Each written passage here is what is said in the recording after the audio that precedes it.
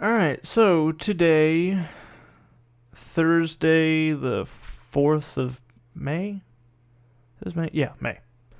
May 4th, 2017, President Trump has signed the Religious Liberties Executive Order, or Presidential Executive Order Promoting Free Speech and Religious Liberty. Yeah, because Christians are totally persecuted in America today. I mean, it's just the war on Jesus is truly horrific. God. All right, let me delve into this steaming pile of shit. Okay, so the story behind this is that essentially, if you listen to the right, which why would you do that? But anyway, if you actually do listen to them, they're actually hang on. Let me start with what this executive order does. Now, essentially, this executive order is meant. The key thing that it does is, among other things, is it orders the IRS to sort of ease enforcement of something called the Johnson Amendment. Now, this is a law, particularly in the way that the Johnson Amendment affects religious organizations. Now, what the Johnson Amendment is basically a law that prohibits nonprofit organizations, not just churches, from endorsing or opposing political candidates. Now,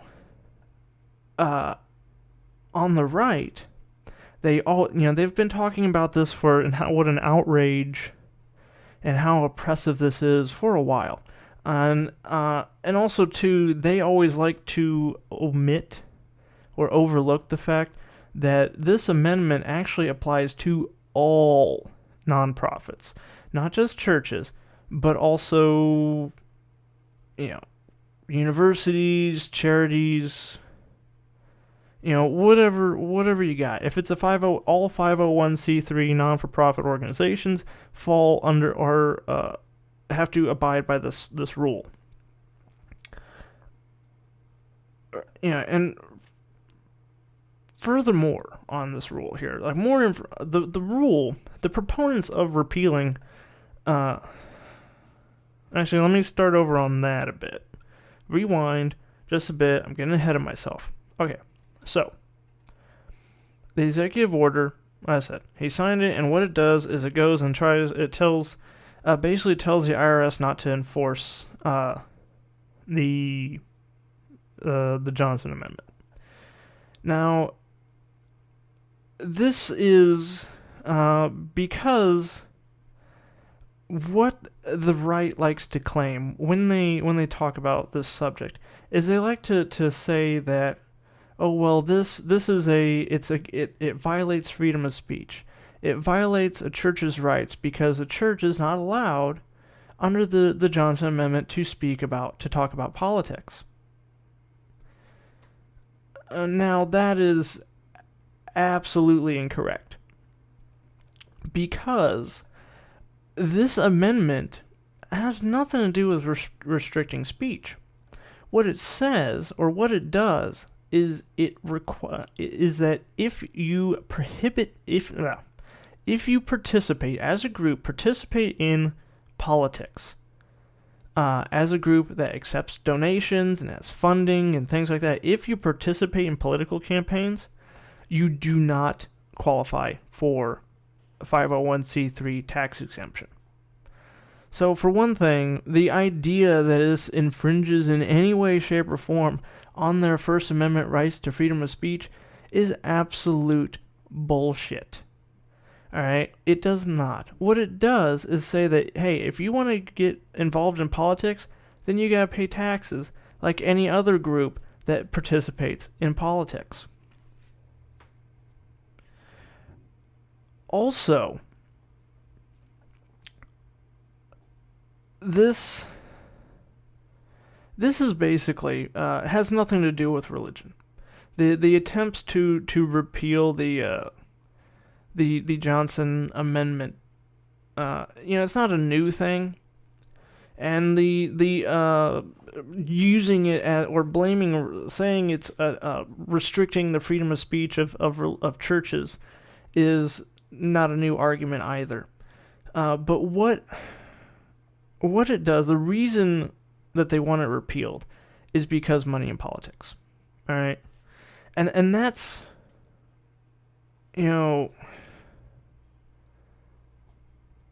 that's the real reason.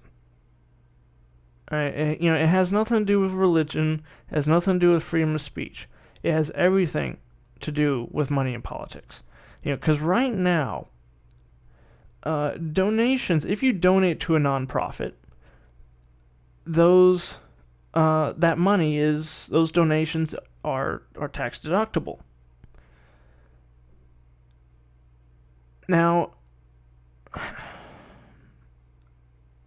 political contributions, like if you give to a candidate, if you give to a lobbying group or a political action committee or anything like that, those are not tax deductible.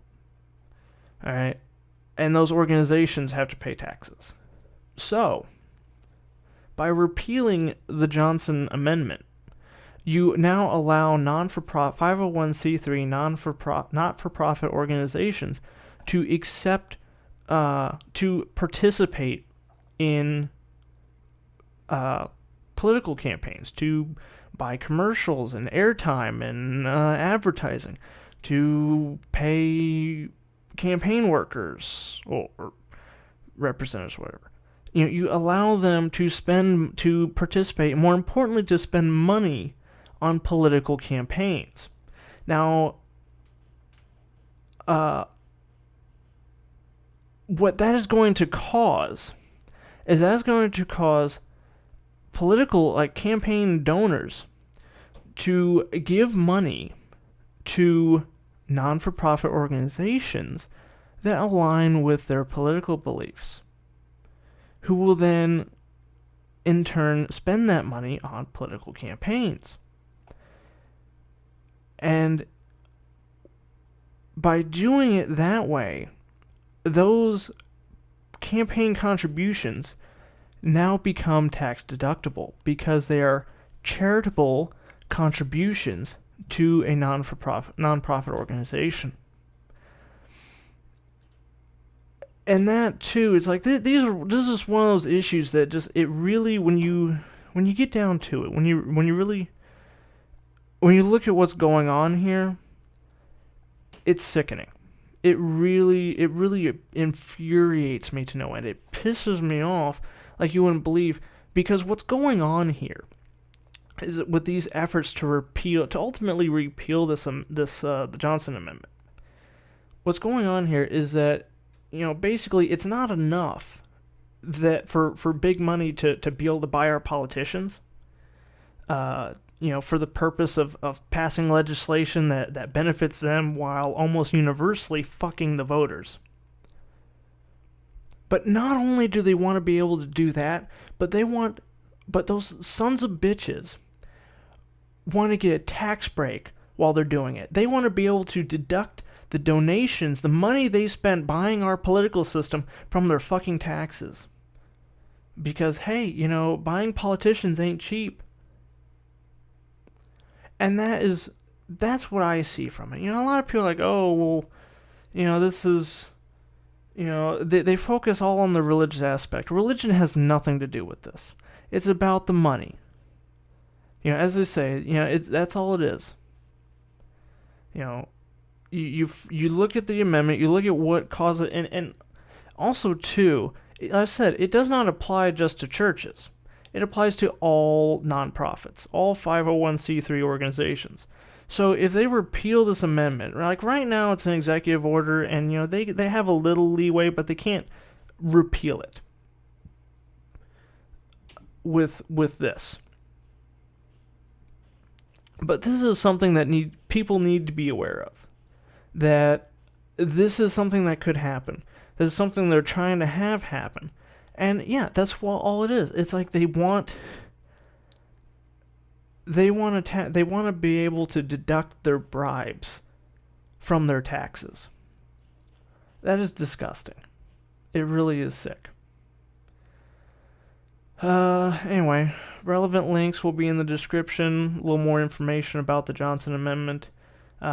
Named for LBJ, by the way. Lyndon Baines Johnson passed it when he was a senator before becoming president. Anyway, info will be in the links. And that's it. So, like, comment, subscribe, follow me on Twitter, and I'll see you next time.